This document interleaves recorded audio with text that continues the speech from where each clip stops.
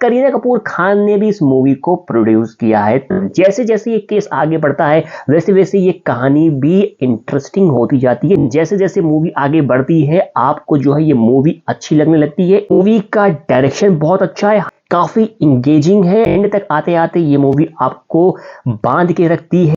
कुछ हद तक मूवी की जो कहानी है थोड़ी सी प्रेडिक्टेबल है। सेक्स कंटेंट उसमें होता ही होता है। तो मोस्ट ऑफ द जो डायलॉग्स इस मूवी के वो इंग्लिश में ही है। 50 to 60% डायलॉग्स इस मूवी का इंग्लिश में रखा हुआ है। तो ये मूवी तो सिर्फ और सिर्फ मल्टीप्लेक्स के लिए ही बनी ना। अगर आपको एक अच्छी स्टोरी लाइन की मूवी देखनी है तो ये मूवी आपके लिए है। अगर आपको करीना कपूर खान की जबरदस्त performance. Hey friends, I am Suresh. Kareena Kapoor की एक नई मूवी रिलीज हुई है और इस मूवी का नाम है द बकिंघम मर्डर्स। तो चलिए फटाफट इस मूवी का रिव्यू मैं आप लोगों के साथ शेयर कर देता हूं ताकि आप लोगों को मूवी देखने में किसी भी किस्म की दिक्कत का सामना करना ना पड़े। डायरेक्टेड बाय हंसल मेहता और इस मूवी को प्रोड्यूस किया है बालाजी टेलीफिल्म्स ने, जिनके की मालिक है शोभा कपूर, एकता कपूर और करीना कपूर खान ने भी इस मूवी को प्रोड्यूस किया है। मूवी की कहानी मैं आप लोगों के साथ थोड़ा सा शेयर कर देता हूं क्योंकि ये एक क्राइम थ्रिलर मूवी है। तो अगर मैं इस मूवी का पूरा स्टोरी आप लोगों को बता दूंगा तो मूवी देखने में बिल्कुल भी मजा नहीं आने वाला है। कहानी है जसमीत भामरा की,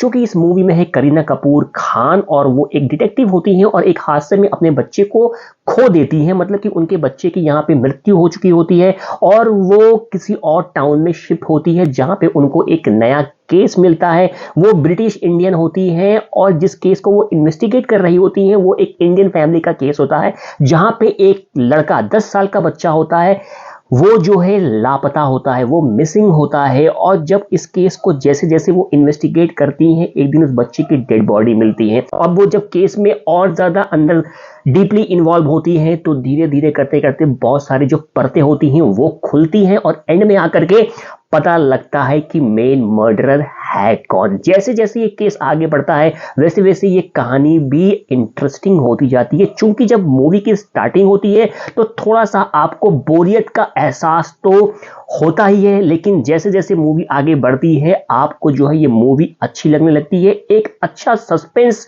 थ्रिलर मूवी ये एंड तक आते आते पहुंच के उभरती है ऑडियंस के सामने। मूवी की जो लेंथ है वो है 1 घंटे 45 मिनट की। पॉजिटिव पॉइंट इस मूवी का क्या है वो मैं आप लोगों को बता देता हूं। जैसे कि मैं ऑलरेडी बता चुका हूं, सबसे अच्छी बात है कि मूवी को बहुत ज्यादा यहां पे एक्सटेंड नहीं किया गया है। 1 घंटे 40 मिनट या 45 मिनट इस मूवी की कहानी है। मूवी का डायरेक्शन बहुत अच्छा है, हंसल मेहता ने बहुत ही अच्छे से इस मूवी को डायरेक्ट किया है। करीना कपूर खान का परफॉर्मेंस बहुत बहुत बहुत अच्छा है। डिटेक्टिव जसमीत भामरा और इनका शॉर्ट फॉर्म में इनका नाम होता है जैज के रोल में, इन्होंने बहुत ही शानदार यहां पे काम किया हुआ है और एक ग्रिपिंग स्टोरी लाइन है। मूवी का प्लॉट जो है काफी इंगेजिंग है। एंड तक आते आते ये मूवी आपको बांध के रखती है, इंगेजिंग है इन शॉर्ट। अगर मैं नेगेटिव पॉइंट्स की अगर मैं बात करूं तो कुछ हद तक मूवी की जो कहानी है थोड़ी सी प्रेडिक्टेबल है।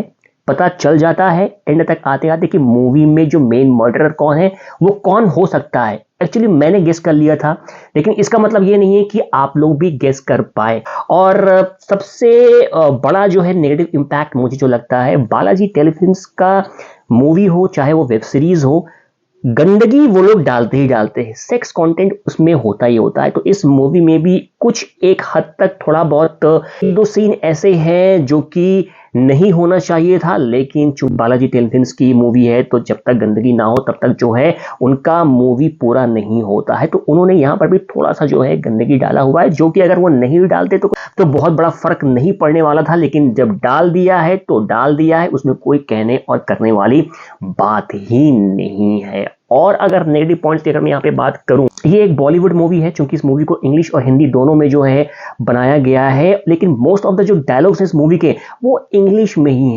50 to 60% डायलॉग इस मूवी के इंग्लिश में है। मेरे कहने का मतलब है कि अगर आप मूवी को हिंदी में बना रहे हो तो इंग्लिश में जो उनके जो डायलॉग्स थे उसको आप हिंदी में भी डब करके बना सकते थे, क्योंकि अगर आपने 50 to 60% डायलॉग्स इस मूवी का इंग्लिश में रखा हुआ है तो ये मूवी तो सिर्फ और सिर्फ मल्टीप्लेक्स के लिए ही बनी ना।